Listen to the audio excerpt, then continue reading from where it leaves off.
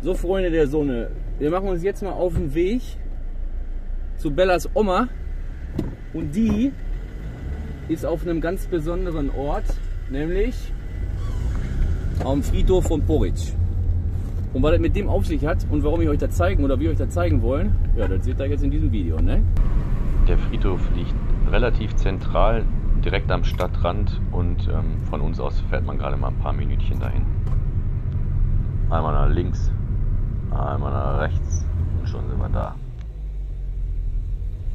Angekommen sehen wir, dass hier gerade eine Trauerfeier stattfindet, deswegen ist der Parkplatz relativ voll. Wir gucken mal, wo wir ein Plätzchen finden.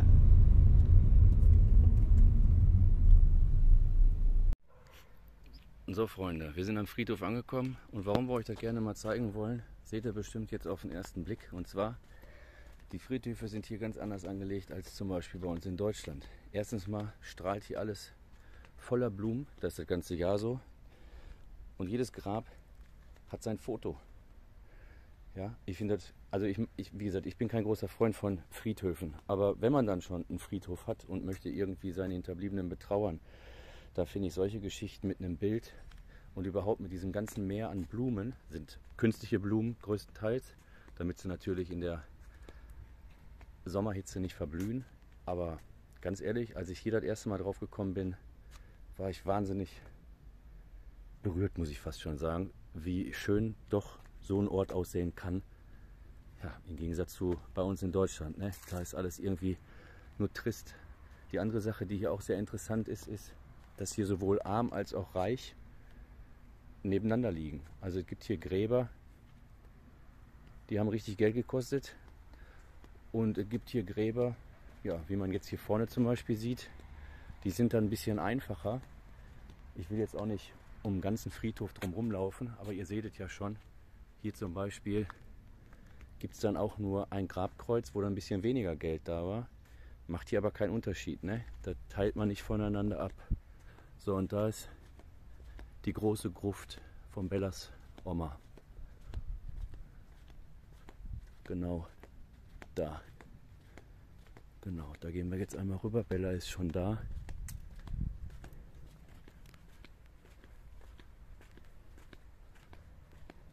Ich glaube Mausoleum heißt das, ne? Ich glaube Mausoleum war das. Ja. Jetzt machen wir ein bisschen sauber und dann zünden wir das Kerzchen an und dann wartet, ne? Oma Rosa und der Rest. Bella hat das Kerzchen angezündet, wir haben jetzt alles einmal durchgefegt, feucht gewischt, alles sauber gemacht, alles wieder ordentlich hingestellt und ja, sieht alles wieder schön aus. So ist super.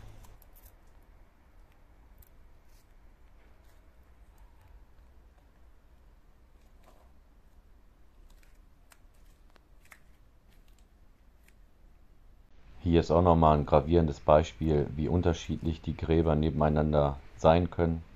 Und ich persönlich finde es überwältigend, dass das hier so gehandhabt wird. So, hier sind wir jetzt im Plodinemarkt und hier wollte ich euch noch einmal zeigen, direkt vorne am Eingang kannst du das ganze schöne Blumenzeug schon kaufen. Und hier seht ihr dann mal die Preise.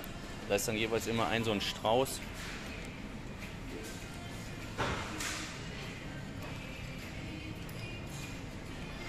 Optisch schöner als die Kunstblumen zu Hause, so viel steht mal fest.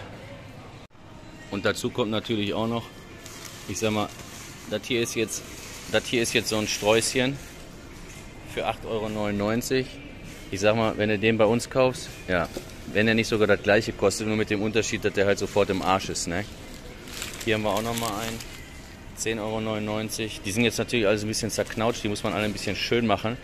Aber Fakt ist, ich bin davon wirklich sehr begeistert, wie die das hier handhaben, dass einfach die ganzen Gräber schöner gestaltet sind. Ist einfach schöner, als wenn nichts da ist, richtig? Richtig. Hier sind wir jetzt im Kaufland in Poreč und auch hier sieht man die Auswahl und Farbmöglichkeiten. Allein der Kerzen ist immens und immer wieder wechselnd. Hier gibt es einfach nicht immer nur diese roten, auch viele verschiedene Formen, oft im Angebot. Auch die ganzen Blumen, wie nennt man das nochmal? Banquets, Also du kriegst hier oben auch richtig dicke, fette Blumensträuße oder halt schön zum Hinlegen zu super Preisen, muss ich sagen. Und die Kunstblumen, wie gesagt, sehen hier echt super aus. Schau man sich nur mal dieses Moped an. Mal ernsthaft, wenn du das beim Blumenmacher machen lässt, da bist du deine 50 € quitt und kannst das Ding in den Müll schmeißen am nächsten Tag. Dagegen ist natürlich 19,99 für so einen Strauß, der ewig hält, mega. Das waren die Informationen zum Friedhof und wie das hier in Kroatien so abläuft und gehandhabt wird. Und wer jetzt noch interessiert ist, für den gehen wir jetzt noch einmal die Runde vorne durchs Eingangstor und zeigen euch unter anderem auch Gräber aus dem 14., 15., 16., 17. Jahrhundert.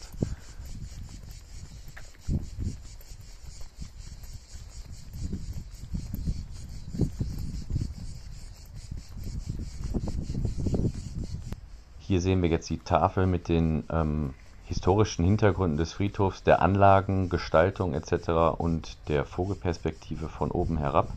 Wer sich dafür interessiert, drückt einfach Pause und sieht sich das alles ein bisschen genauer an.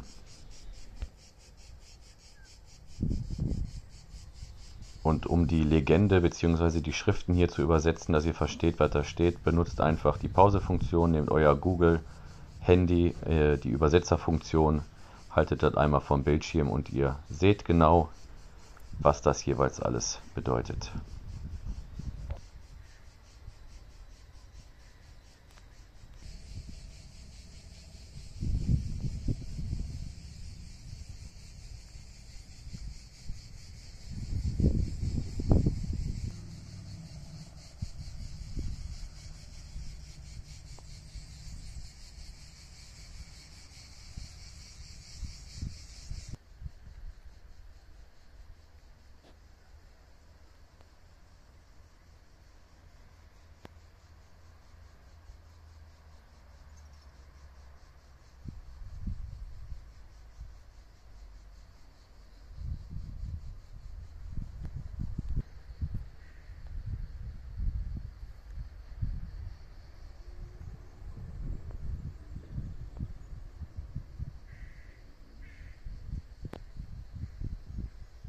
Hier haben wir dann jetzt auch das erste alte Grab aus dem 18. Jahrhundert, wo leider die Steinplatte gespalten ist.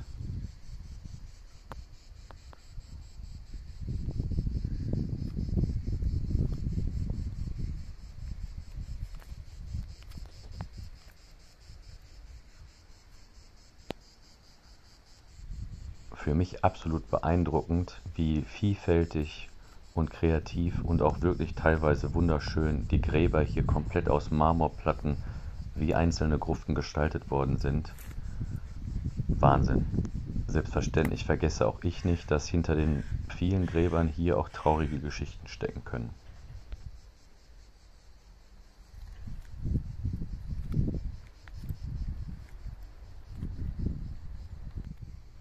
Bei manchen fragt man sich, ob jetzt wirklich eine Sportgröße oder ehemaliger Nationalspieler hinter gewissen Gräbern oder Namen, die man liest, steckt. Aus Anstand rennt man jetzt nicht hier rum und googelt jeden einzelnen Namen. Ich glaube, das ist selbsterklärend, aber den Gedanken hat man natürlich bei gewissen Namen oder wie gerade eben hier, wenn eine extra Statue am Grab eine solche Vermutung aufkommen lässt. Wir laufen jetzt gemeinsam nochmal den Rand des Friedhofs ab, denn genau dort befinden sich die althistorischen Gräber, ja, wie gesagt, die weit zurück in die Jahrhundertwende gehen. Und ich finde es immer wieder beeindruckend. Natürlich vergesse auch ich nicht, wo ich mich hier befinde. Die Vertonung findet auch außerhalb des Friedhofs natürlich statt. Aber wenn man so alte Gräber sieht, es sind halt ein paar hundert Jahre und das ist schon trotz alledem, dass es sich um ein Grab handelt, sehr imposant und ich hoffe, ihr versteht, wie ich das meine. Ja, ich lasse dann jetzt auch einfach mal die Aufnahmen für sich wirken.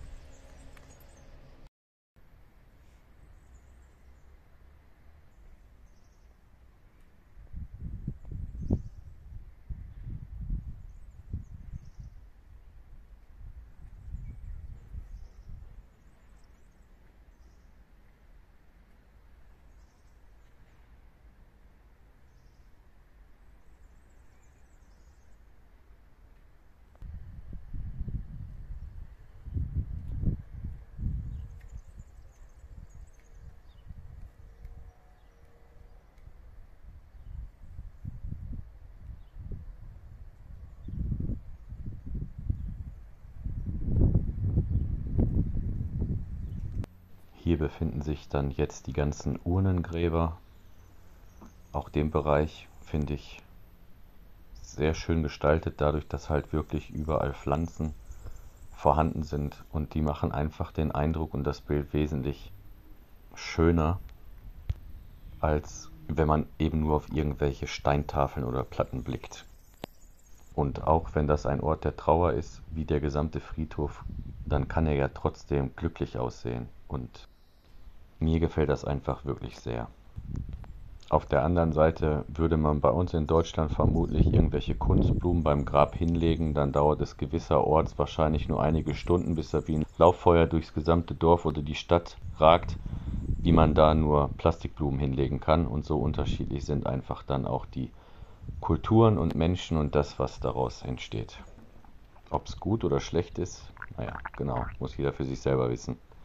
Mir persönlich wäre es egal, nach dem Anblick hier verstehe ich wirklich nicht, warum anderswo nicht genauso die Grabgestaltung gehandhabt wird. Denn es muss nicht zwingend die sengende Sonne vom Himmel prasseln, damit einfach der Gesamteindruck schöner aussieht.